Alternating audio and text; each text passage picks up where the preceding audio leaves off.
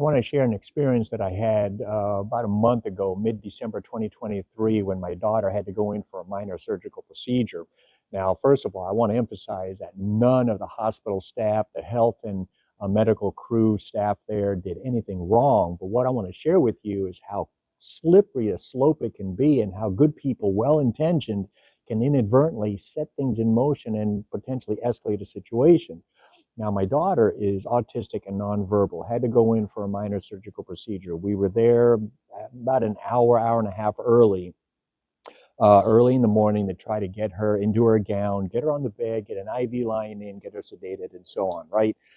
Now, it's an older building, an older hospital, and the room is kind of cramped. It is cramped, right? Only maybe 6 to 8 feet wide, 10 feet, 12 feet long, I don't know, but cramped because now you have a bed, two chairs, and the cabinets in there. Now, generally, my daughter doesn't have a problem with like getting her blood drawn, getting blood pressure done, and stuff like that, but she can be easily distracted, and especially in a new place, because we hadn't been at this hospital before.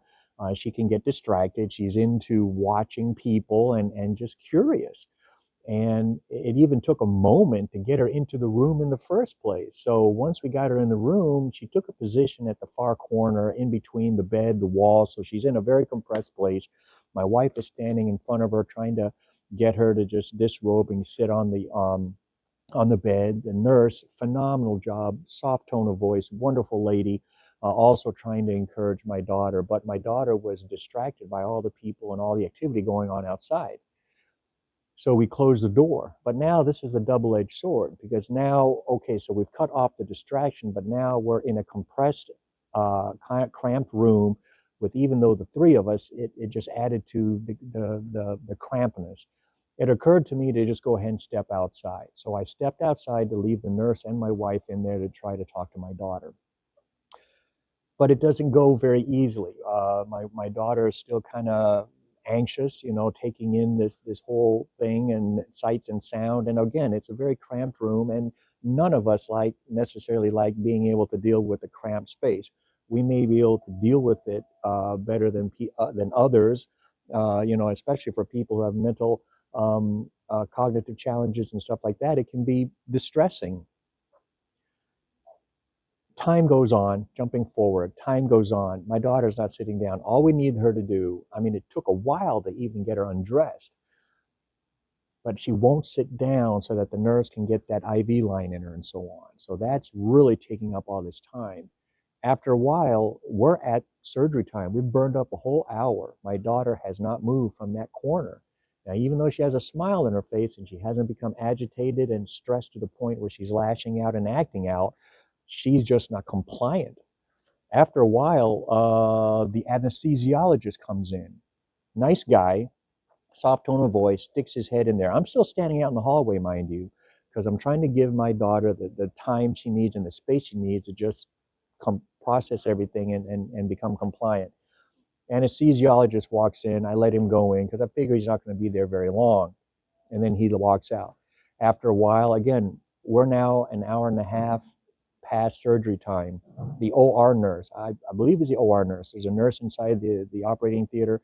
She comes up. She wants to check up what's going on. Nice lady, soft tone of voice. She sticks her head in there. Then she leaves. Another nurse shows up. A little bit larger, gruffer tone of voice, sticks her head in there and tries to convince my daughter and encourage her to just sit down. She's not having anything of it. Surgeon finally shows up. Really nice lady, phenomenal people skills, soft tone of voice, has experience dealing with people with special needs. She sticks her head in there, tries to talk to my daughter, get her to be compliant and cooperative. Nothing's happening. So she leaves. Everyone understands we just got to give my daughter time.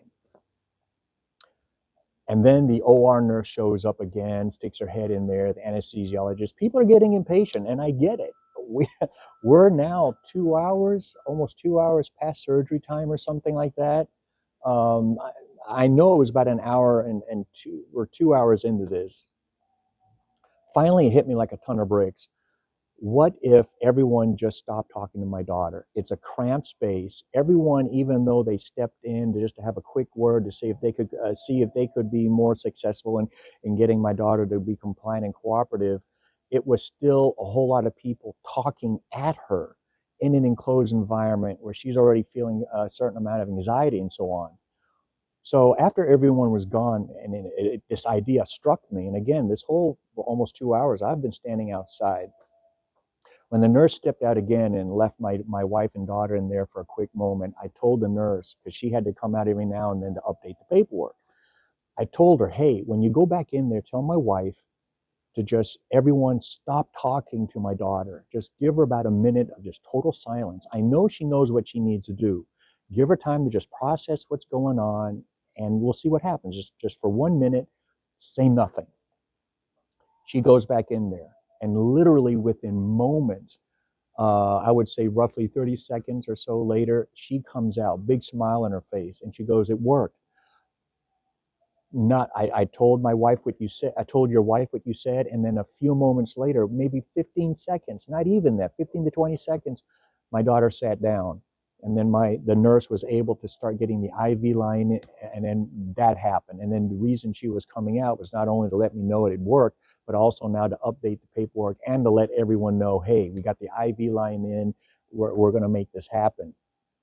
So once again, all these good people who showed up, even though they used a soft tone of voice, even though they weren't overly strong and heavy-handed per se with my daughter, they were just trying to see if they could be more successful than the next person in being able to get my daughter to cooperate and be compliant. They were inadvertently escalating a situation or keeping my daughter's anxiety level at stress level at a level where she didn't want to be cooperative and compliant. Again, it's a strange hospital, strange sounds, strange sights, very cramped environment. She just absolutely refused to move from that one corner until everyone just stopped talking to her. And so, as you guys move forward, for those of you in the medical field, health field, and all that, when you're dealing with someone with mental illness or someone who's autistic, someone with mental cognitive challenges and all that, keep in mind. Especially, sometimes the size of a room and the space in a room, it is what it is. But keep in mind also that maybe just stop talking to them.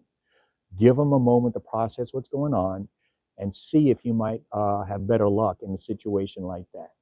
Just wanted to share that with everybody. Again, nobody did anything wrong, but it's just one of those things that even me, it took me almost, 2 hours into it to suddenly connect with this idea. Hey, how about everyone just stop talking to her and give her time to process? Even me. So just wanted to share that with everybody. You guys are doing a phenomenal job. We love you, respect you for everything that you do for others. But just keep in mind when you're dealing with someone with mental illness or cognitive challenges and stuff like that, but that being in a cramped room and a whole lot of people talking at them, even if you're using a soft tone of voice and all that, can be stressful. And that an option is to say nothing at all and give them a chance to process. See you on the next video.